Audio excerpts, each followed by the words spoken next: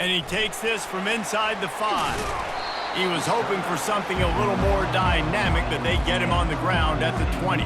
The Beavers offense will take the first swing of the game. And here he comes, the guy who pulls all the strings in this attack. I think what makes him so unique, he has such a good understanding of this offense, always seems to know what the answer is to the test. Always in control. The receivers know they're going to get the football. Everybody believes in this dude. Wide receiver now comes in motion. He's going to pass. Zings it complete to the right. And I love working the slot receivers, and you see so much of that. It's about matchups, right? I can put a fast guy in that slot, maybe get him matched up on a linebacker or a safety. I like working those guys in those matchups. Favorable for the offense for sure.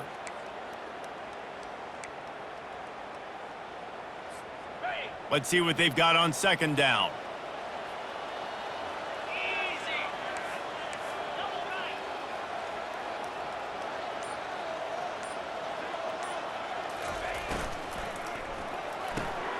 Using the quick game.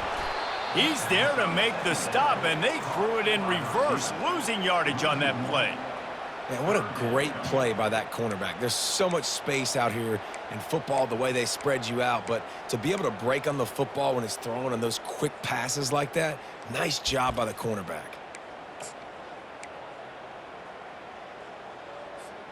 Now they'll face 3rd and 4 in their first possession of the game.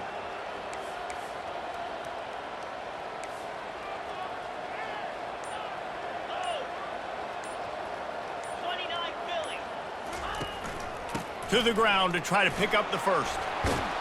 They get him on the ground, but it's a first down. It's a really good sign if you're on offense here. You're putting it on your offensive line on 3rd down. Critical down and distance, opening drive of the game. Let those guys fire off, get a hat on a hat. You can run the ball, pick up the first. You're around midfield. And all things looking pretty good here early for this offense. And they got him for the sack. Well, with his speed, they're going to keep blitzing him over and over because you'll get results like that right there. It kind of reminds you of Joe Kelly, a great linebacker at Washington in the 80s, or maybe Mason Foster as well. Those guys could go sideline to sideline, but they could also blitz. This guy can do it all. One running back in the backfield, and he has it. They get him stopped at the 32. That's a gain of 4.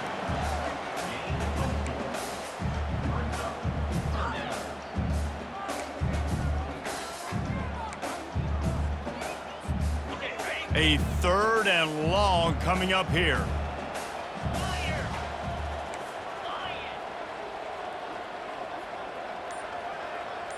Motion from the offense. On 3rd and long, he has to throw for it.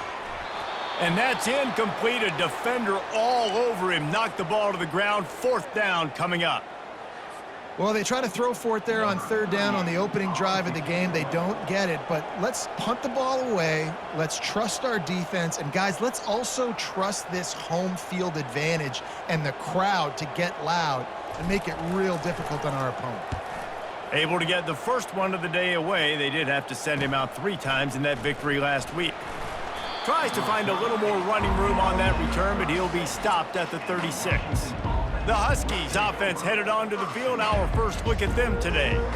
This matchup on the outside, Jesse, a big play weapon for the offense, a shutdown corner for the D. They say big-time players make big plays in big games, so who gets the best of this matchup? That's going to determine the game. I mean, such a fun chess match. How much are they on each other during the game, the head-to-head matchup that everybody wants to see?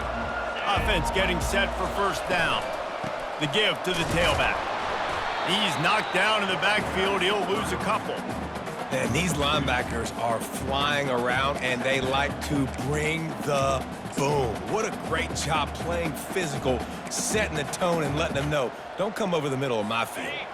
After getting knocked back to open this drive, it's 2nd and 12. Williams will pass. Good quickness to grab it off the bounce. And they pick up just a few on that completion.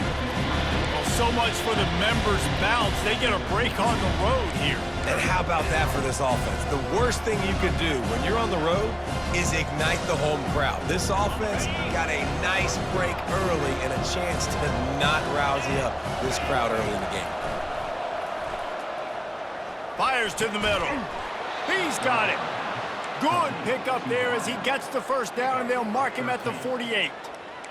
When you're a playmaker like this guy is, your coaches are going to dial up plays intended for you, especially on third down. That's what you saw in that last play. There was no question where the quarterback was going with that football.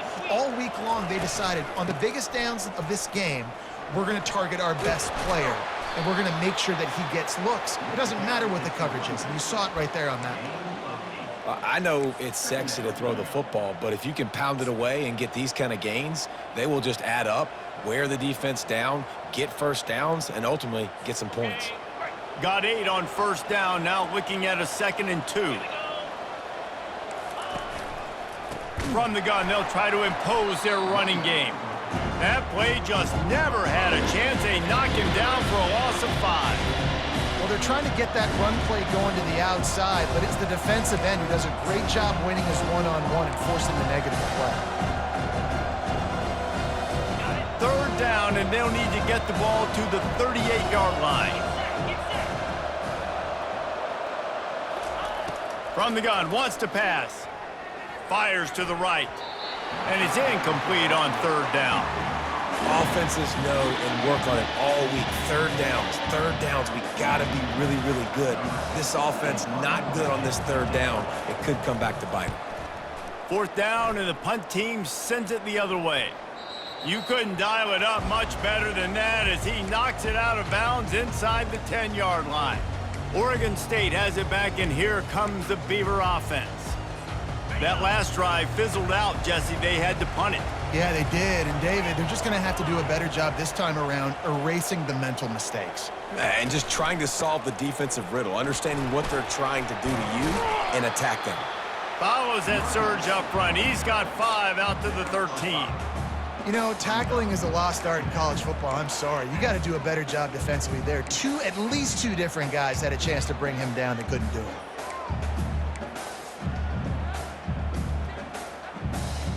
Halfway there on first down, it's 2nd and 5.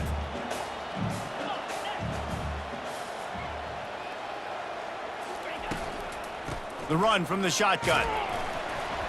Not much there. They'll give him 1 to the 14.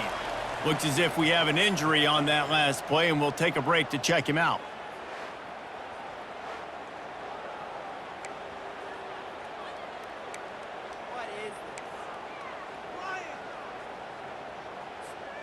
You've got a 3rd and manageable, backed up in your own end, but convert here and you get some momentum.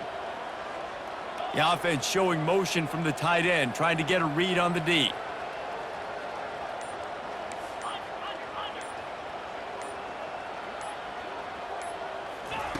In the gun and looking to throw on 3rd down. Wrestled to the ground after picking up the first down.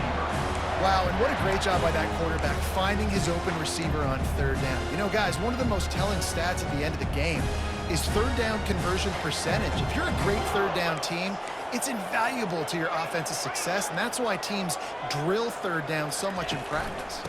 The hand to the running back. Stacked up after gaining a couple to the 23.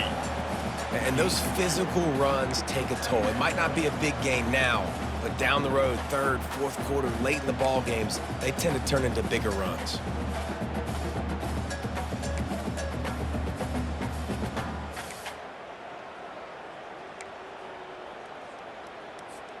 After picking up a couple, it's 2nd and 8.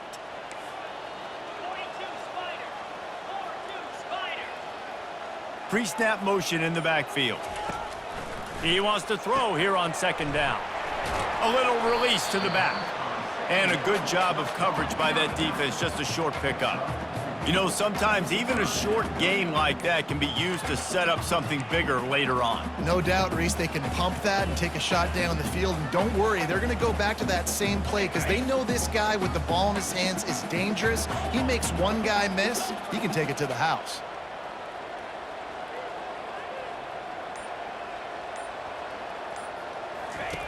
Takes it from the gun on 3rd down. It's complete to the left.